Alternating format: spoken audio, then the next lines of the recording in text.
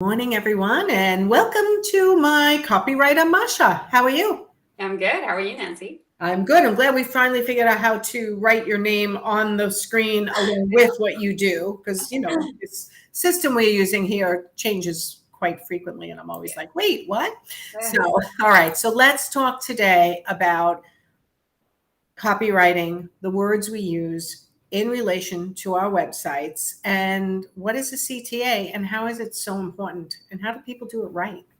Yeah, CTA is so important. It is the call to action. So the role of your website is basically to not only let people know, your audience know what you're all about, what your design philosophy is, who you are as a designer, what you do, but it's also to help them navigate to take the next step. Every word on your pages, across your different pages, matters, especially calls to action. So what is a call to action? It's basically, what do you want your audience to do next once they landed on your website?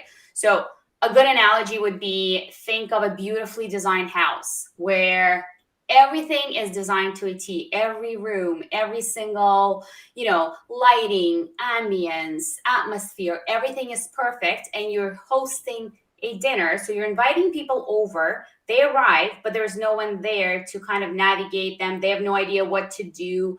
They don't know. Come into the living room for cocktail hour, the dining room for dinner, exactly. Or what do we do first? Like, do we have cocktails first and then dinner? What time? So there's no one there. There's no signpost. There's no visual cues. So think of it that way. You need someone there to help them, get to the next step. And that's your goal, to help them get to the next step. So a call to action, a CTA, is meant to get the person on your website, hopefully one of your ideal type clients, to take the next step as to what you would want them to do, which in an interior designer's mind should be get on your calendar to discuss your project.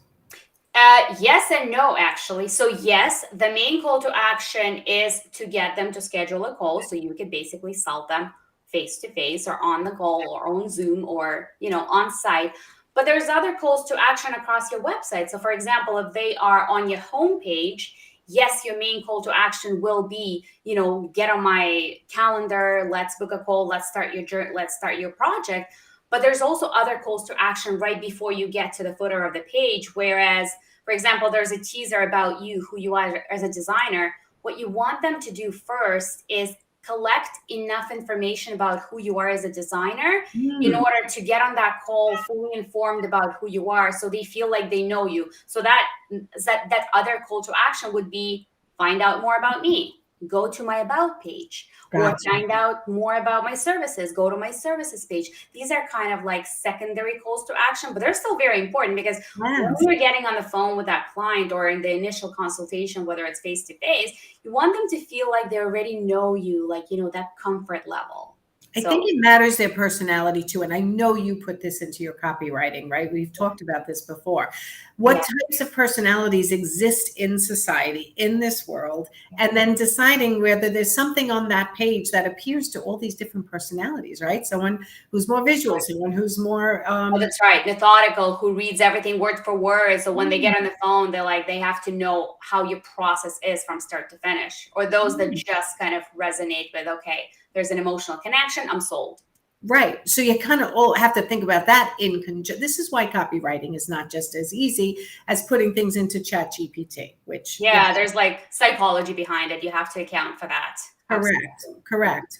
Okay. So a CTA is not just about what you want them to do before they exit your website. It also could be about what you want them to do while you're there. Exactly. You don't want them in that house that I was talking about. You don't want them wandering around and then leaving with it because they didn't know what to do next. They didn't know what time is dinner. You want them to stay. You want them to get to know you. You really want them to fall in love with your brand and make that step, the ideal step at the end of the day to book a call with you. Okay. Yes. So no matter what page you're on, you have to have a CTA on every single page. Every web designer would tell you, every copywriter would tell you, you have to have a call to action. You can't just have people land on one of your pages, whether it's about page or a services page, and then there's nothing. Because that's, okay, what do I do next? What do you want? You're the host. You're the guide. You're the owner of that web. What do you want me to do next? So always ask yourself, have I given my audience the next step in that client journey? Okay. Yeah. How do we do that? Yeah. So let's talk about some tips. Okay. Tip number 1, it is be clear, direct, and concise. So don't be vague. Provide enough information in your call to action so it's absolutely clear what you want them to do next. Click on this, go there, explore more. So give them enough information and be very direct and clear to avoid any confusion, because as you know, confused mind doesn't buy. If you provide too many options, or if the options are not very clear, they're just gonna not sure what to do next, I'm just gonna skip. Confused mind doesn't buy. So be clear and direct. That's a good one. Confused mind doesn't buy. I don't know who said that. Somebody said that, but it's so important. Confused mind doesn't buy. It's the same thing when I tell my clients, don't provide too many options when they come to me and say, well, I have this option and this option, and you can also hire me to do, designer for a day, and then designer for 5 hours, and designer this and that and that. Too many options. There was a study, I can't remember the name, but I was just talking with my client about it, and I should have looked it up. There was a study made in a grocery store where they would put a person who was standing there and selling 26 jars of jam, and people would just walk by. They would look at it. Oh my God, there's blueberry, strawberry, this, that, the other. And they would just walk away. They wouldn't end up buying anything. And then there was a stand with just 2 jars of jam. And surely sales went up there because it's either strawberry or blueberry. There's only 2 options. Yes. To eliminate confusion. It was so I so get that. And we just went through this with one of our Profit Insiders. She, our group program people, she had too many options on her website, and we're trying to cull it down. And we're saying the 3 business models you have up there these would be perfect for you and sort of do it that way, because it fits so many categories actually. Yeah. Right. But like you said, and this is a whole separate client, they were using a word or 2 that was a little too foo-foo, and I don't think people really knew what it meant, and they were avoiding clicking on that. So when you say clear, plain language, like what lay people can understand, not what your technical mind might tell you. I get it though, because I think sometimes when we're writing our website copy, we want to get clever. We want to say it in creative ways. But even the thing about copywriting, you would think that it's creative writing. That's what I thought getting into this career. It's creative writing. It's not. It's very sales oriented. It's getting people to convert. It's getting people to the next step.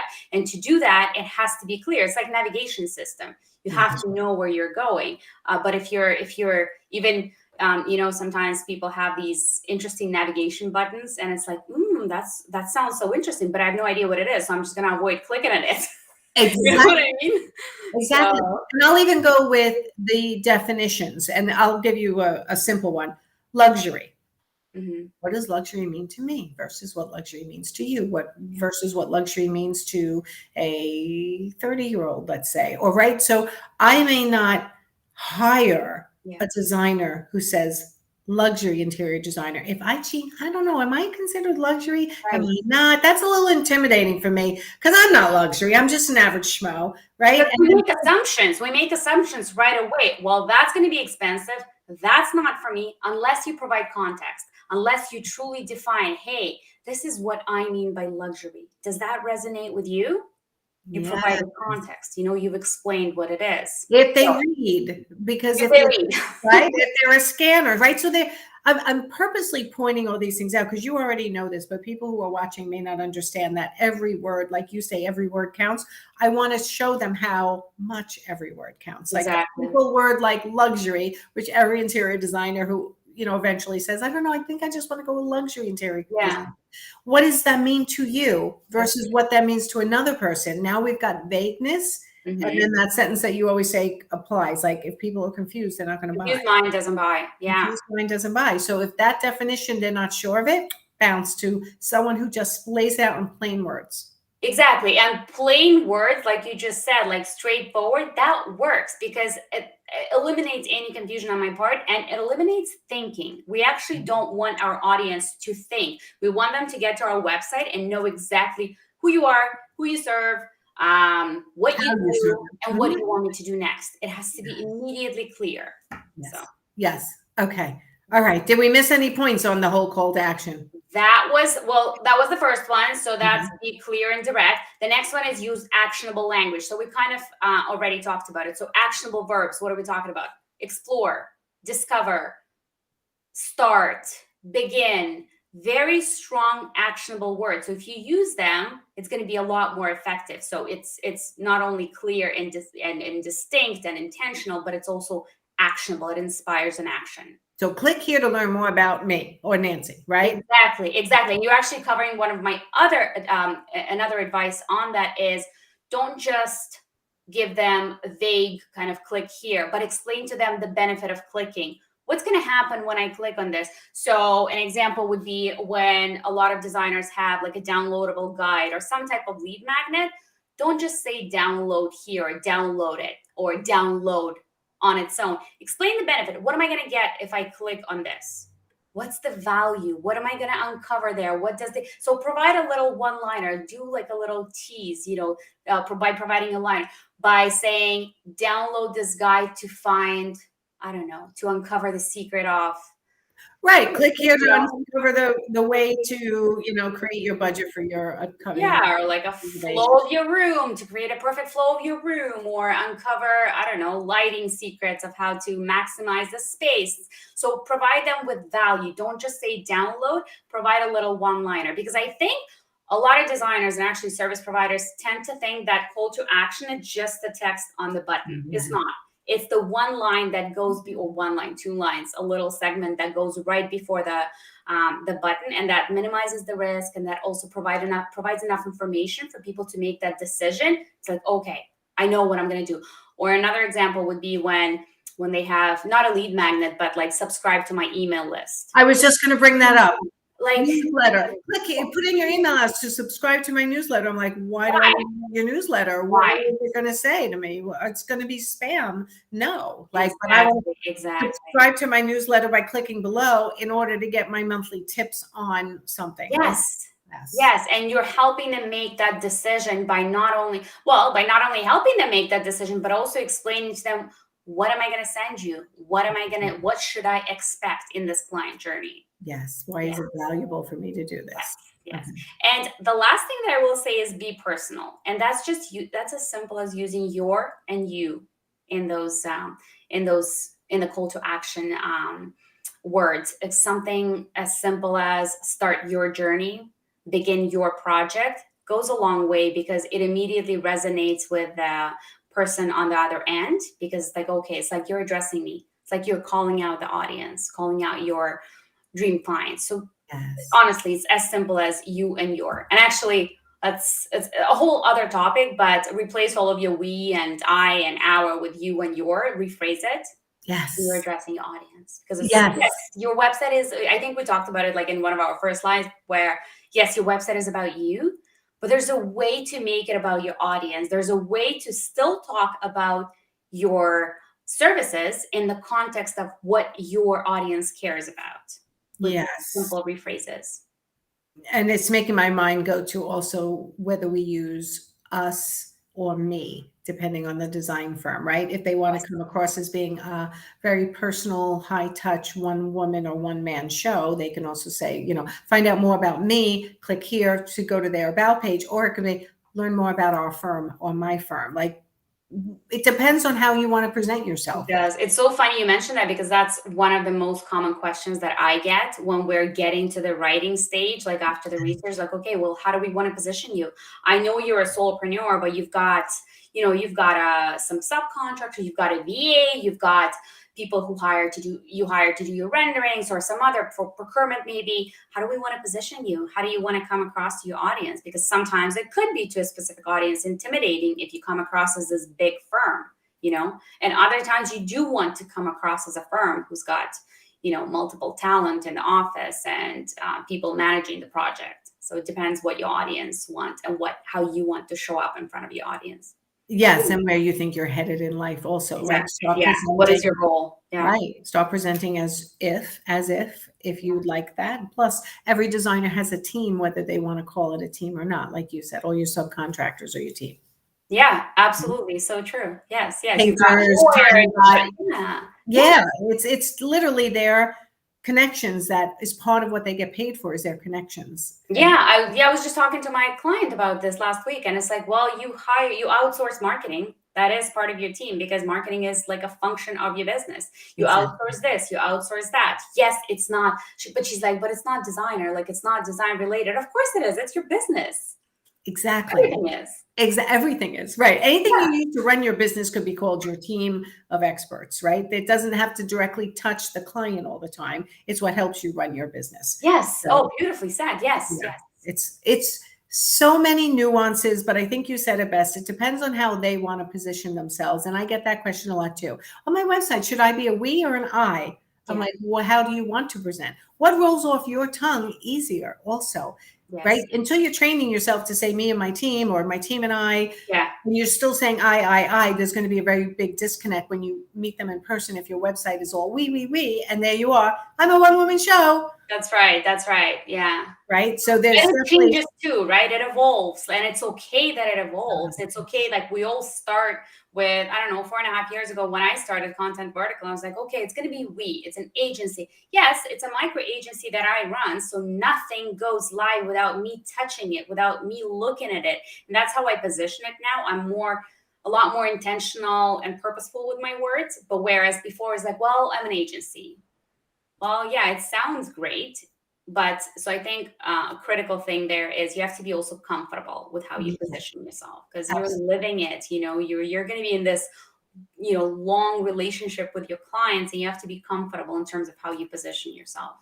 And that actually goes for the calls to action as well. So I'm in the coaching world, so I see a lot more landing pages, people trying to sell things to me than probably even interior designers get, because they get all from us, but I get it from us and a bunch of other people. Yeah. And often they'll use the negative, like, don't click here if you don't want to make more money.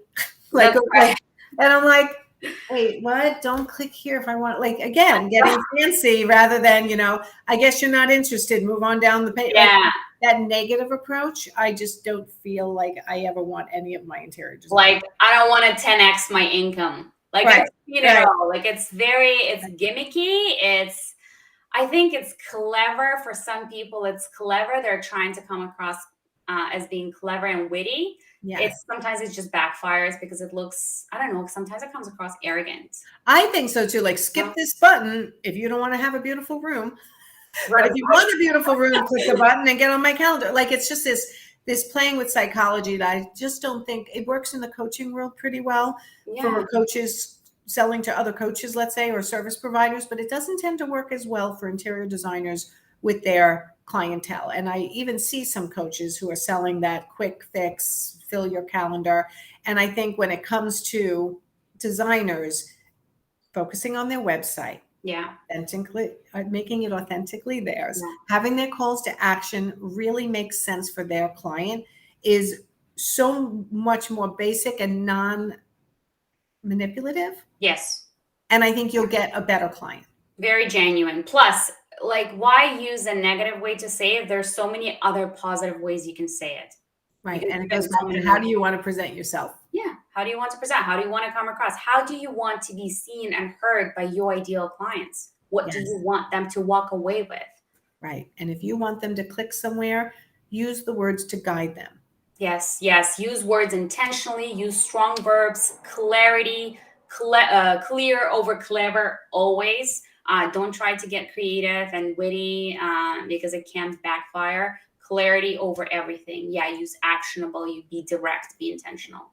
Perfect. Okay. Thank you, Masha. Thank you, Nancy. I love talking about it. Tell everyone how they can find you and what services you can help them with. Sounds good. Well, I write website copy. That's all I do. I serve interior designers, and website copy is my signature service. And I have a Reveal framework. It's called Reveal, and it's data-driven framework for audience-centric website copy. So the copy actually resonates. I do a ton of client interviews to make sure that I capture that need, that desire that you ideal clients have. and I translate it into website copy. And you can find me on my website, contentvertical.com/contact. You can always book a call with me to just chat. I have 30-minute calls available.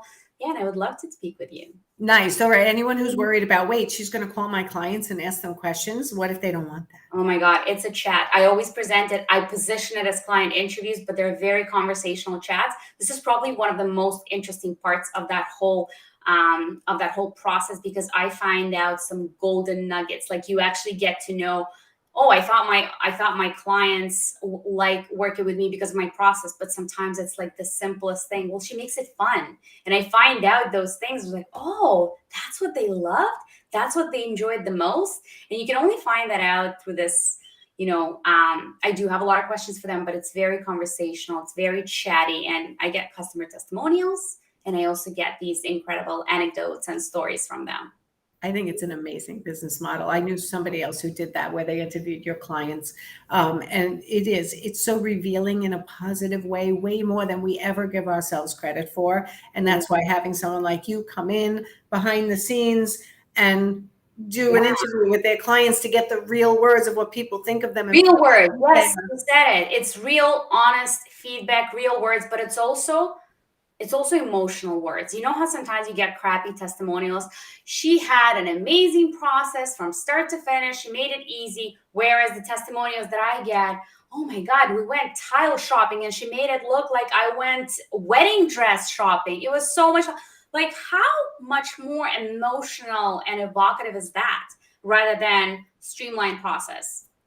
It's amazing. You're actually getting true life examples of how their process worked and what the client said about it. And those are the words then you can use to pull onto the website. Yes, because you want to use the language that resonates with your clients. Love it. Love it. All right, everyone, go reach out to Masha if you need redo on your copy on your website, because most people do, by the way. Sorry. No, really, every 2 or 3 years, it has to be reviewed at max, I'd say. Even once a year is a good idea. Your business changes. Your web messaging should too, for sure. Yes, your business changes, your messaging should, your ideal client could change over the years. Yes. So it's something they should really be on top of. So thank you, Masha. We'll see you next month. Sounds good. Thank you. All right. See you soon. Bye, everyone.